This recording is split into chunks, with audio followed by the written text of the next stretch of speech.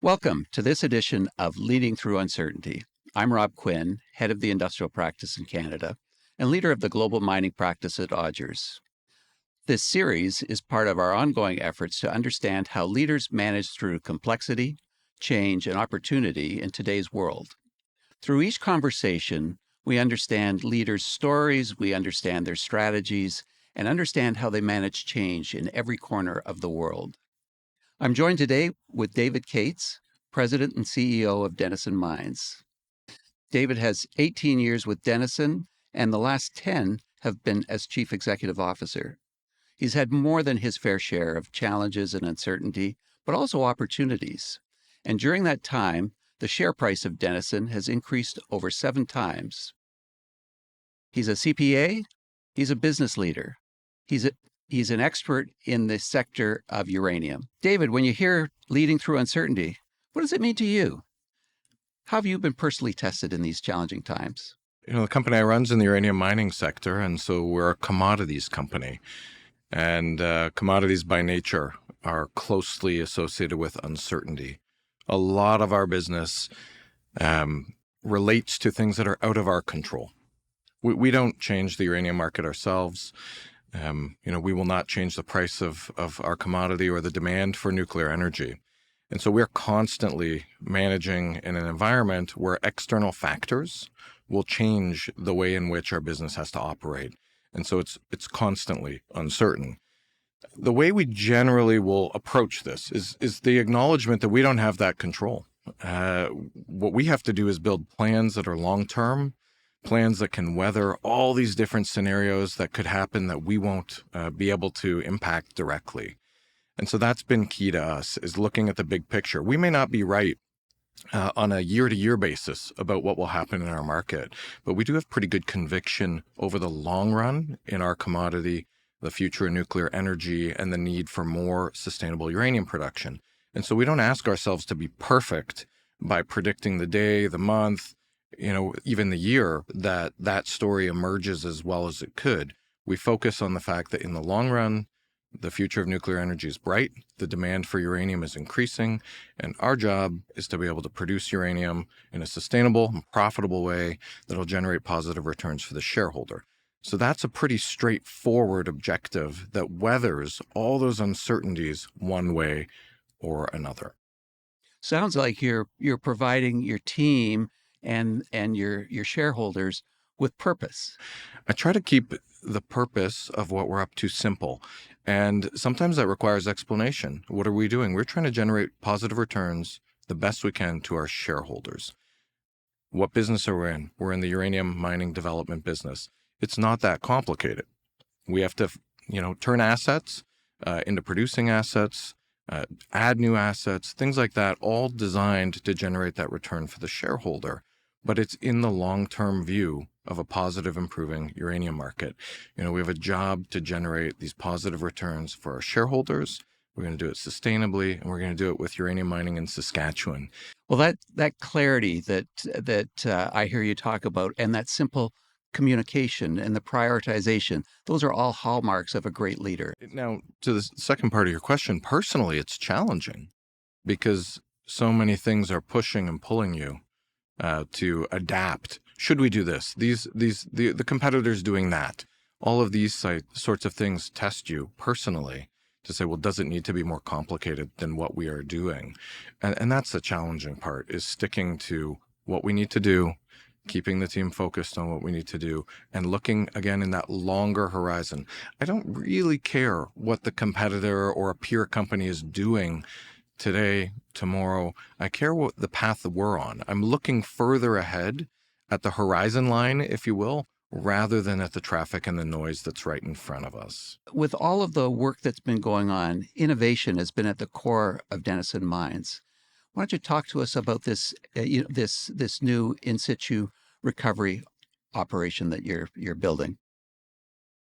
Yeah, it's quite exciting what we're doing, and it really does link in to how we have managed through the uncertainty with that simple purpose ahead of us.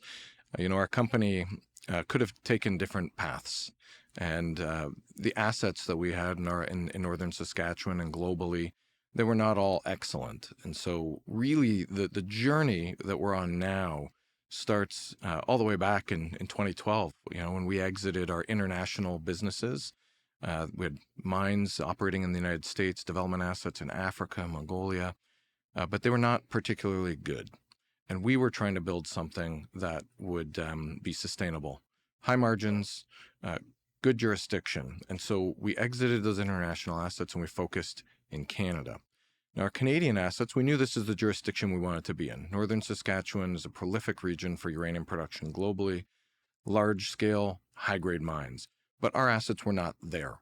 We were at the beginning of a discovery of our Phoenix deposit in 2008, discovered, and really into that 2012, 2014 horizon where we were delineating and learned that we were onto a deposit that was quite exceptional. One of the highest grade uranium deposits on the planet, double-digit uranium grades, really exceptional. But it was not a massive scale. And this was a hurdle for us. The existing mines in the region are both large scale and high grade. We had high grades, more of a moderate scale. And that put us into this position of understanding, well, what will we do with this? Will this be an asset that sits on the shelf waiting a decade, 2 decades, 3 decades for exceptional uranium price? Or will we do something with it to make it economic now, the size it is? And that's what set us on a journey where we evaluated 32 different mining methods and identified the potential to use in situ recovery as the primary mining method for this project. And that was creative. There are no in situ recovery uranium mines operating in Canada. There are several operating globally in countries like Kazakhstan and the United States. And so we didn't invent a mining method, but we certainly reimagined how that mining method could work in a different jurisdiction. And it took us down a path of first principles and understanding that actually the geology in our region can be suitable for this mining method. And I would say the rest is history as we've de-risked it successfully, carried out pilot tests, and here we are now permitted for construction of what will be Canada's first in situ recovery uranium mine. How do the shareholders view this recovery method? Rob, the market and the shareholders are quite excited about what we're doing. And the reality was that without using ISR mining, we probably don't have a mine that's economic at Phoenix to be able to be in construction today. The mining method has many advantages. It has a superior profile from a sustainability standpoint. We're not generating conventional tailings because we're not extracting waste rock. We're mining the ground. We're mining the ore in the ground using solution. So that's been positive for regulatory approvals and indigenous engagements, but it also is incredibly positive on economics. And really, that's what puts us in a spot now where we've been able to invest over the last several years to be ready for construction today.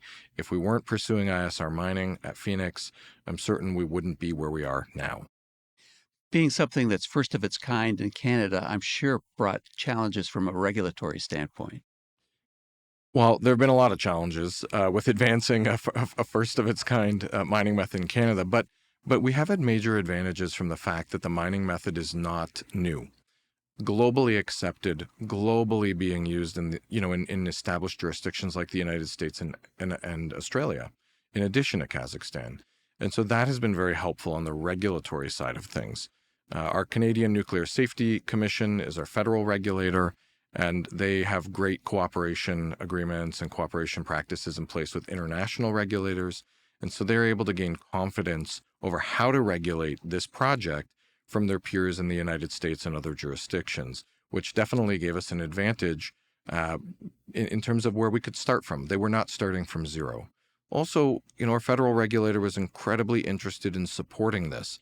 They did not put up barriers. They found ways to make sure they could be an efficient regulator, even though it was a first of its kind project for them. We've had the pleasure of working with you and helping to build your leadership team. What do you look for, David, in your leadership team in terms of personal characteristics? Well, that's a very tough question because all of our leaders are quite different, and we have a number of very strong leaders.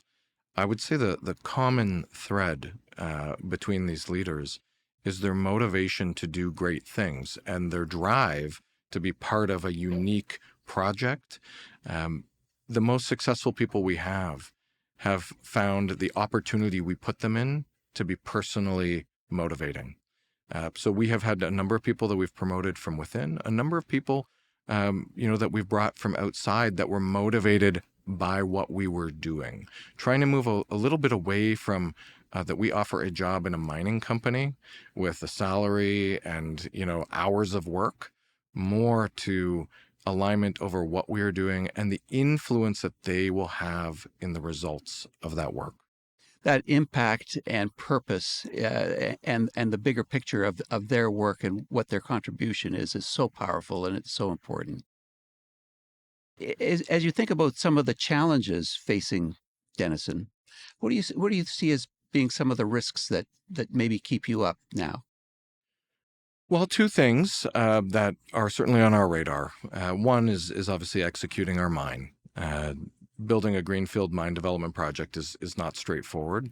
Our mine is not overly complicated, but we are operating in a remote region of northern Saskatchewan. We are currently dealing with flooding in northern Saskatchewan, and in the summer we are obviously likely to be dealing with forest fires. Again, think of the uncertainties around the natural setting we're in. We know these things will happen. We don't know how they're going to happen, when they're going to happen.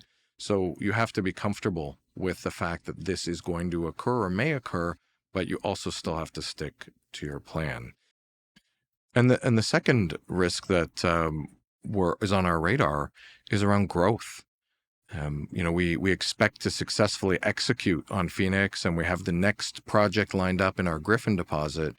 But we've seen with Phoenix that it's a 20-year horizon from discovery to production. And so we're looking at the pipeline beyond Phoenix and Griffin and beyond our Wheeler River property. And exploration in the region is challenging.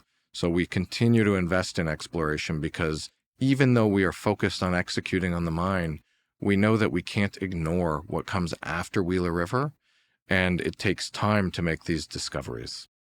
That's great. From the planning piece, I really get comfort in terms of things are going to happen, and you probably have scenarios that if this happens, then this. In terms of opportunities for Denison as you look forward, these new explorations are the next targets.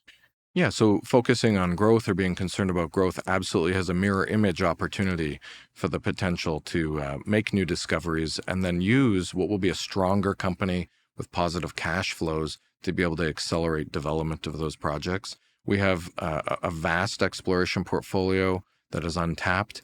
And really the thing that we've built now on top of those natural resources that we potentially have in our projects is our human resource base. We've gone from a much smaller team, really focused on exploration and small groups, to a team now that's very capable in regulatory permitting, which is a major hurdle for mine development projects in Canada, financial capital raising, commercial marketing of our project or of our product, all the way through to operations and engineering, and all of that talent that wasn't there. Now that is a new platform that we can build from. And ideally what we're doing is building not just the first in situ recovery mine for uranium in Canada, but the second and the third. That will be really how we multiply the value that we've already created with Phoenix. David, this has been really fantastic. I really appreciate you coming in and sharing your perspectives, sharing the exciting story of the Phoenix project and ISR. Uh, Again, we'll all stay tuned and watch Denison progress under your leadership. Thank you. Thank you.